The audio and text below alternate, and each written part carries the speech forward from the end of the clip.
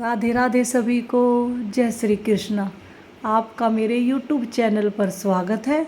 आशा करती हूँ सब खुश होंगे, मंगल होंगे। दोस्तों, एक बार एक लड़की थी जिसका नाम सुनीता था। सुनीता गन्नौर की रहने वाली थी। सुनीता के माता पिता बाके बिहारी जी के अनन्य भक्त थे। तो सुनीता भी बचपन से बाके बिहारी जी की लीलाओं को सुनती रही। सुनीता का कोई भाई नहीं था, तो सुनीता ने बाके बिहारी जी को ही अपना भाई मान रखा था और लड्डू गोपाल की सेवा अपने भाई की तरह करती थी। तो ऐसे सुनीता धीरे धीरे बड़ी हो जाती है और सुनीता का विवाह हो जाता है। तो सुनीता विवाह के समय अपने भाई को साथ लेकर जाती है और अपने भाई का बड़ा अच्छे से ख्याल रखती है। तो सुनीता के ससुराल वाले भी खुश थे, क्योंकि सुनीता के ससुराल वाले भी बाके बिहारी जी के अनन्य भक्त थे, अनन्य प्रेम करते थे।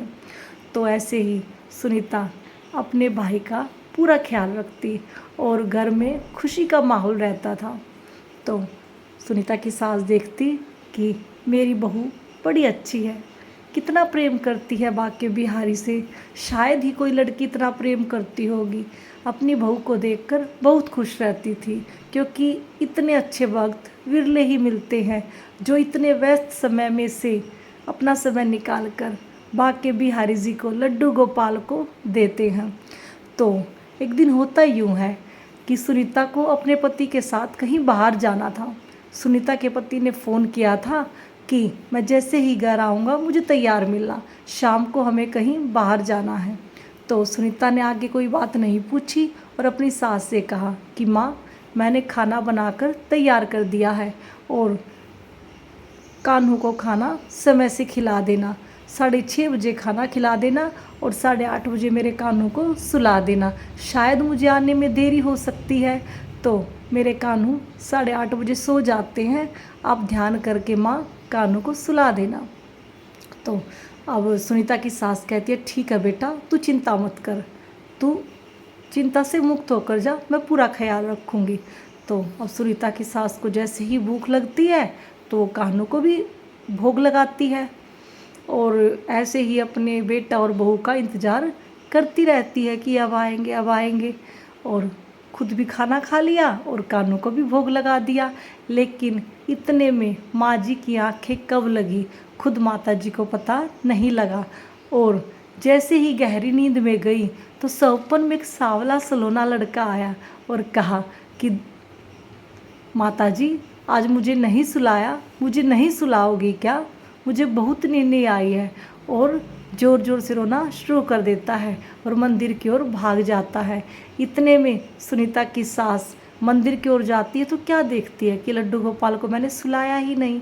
तो फिर कान्हू को सुलाकर खुद सो जाती है और थोड़ी ही देर बाद सुनीता आती है। तो सुनीता देखकर कि मेरे कान्हू सो रहे हैं और माँ जी भी सो रही है, तो आराम से जाकर सो जाती है। जब सुबह उठती है तो यह सारा वार्तालाप उसकी सास सुनीता को बताती है और सुनीता की आंखों में तो पानी आ जाता है कि मेरे कान्हू सच में साक्षात मेरे साथ रहते हैं।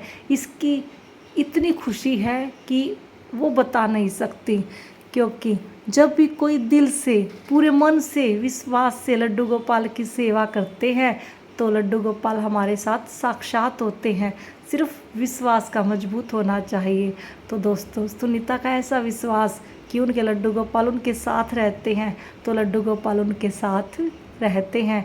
और जब सुनीता की सास ने ये जाना कि लड्डू गोपाल तो साक्षात रहते हैं, तो लड्डू गोपाल को देखकर सुनीता की सास सुनीता को बोली, बेटा, हम धन्य हैं जो तुम्हारे जैसी बहू हमारे घर में आई है, क्योंकि ऐसी भक्त तो विरले ही मिलती है, सबको थोड़ी ना मिलती है। तो दोस्तों, आज के लिए बस इतना ही। तो बोलिए श्री कुंज बिहारी श्री हरिदास, राधे राधे।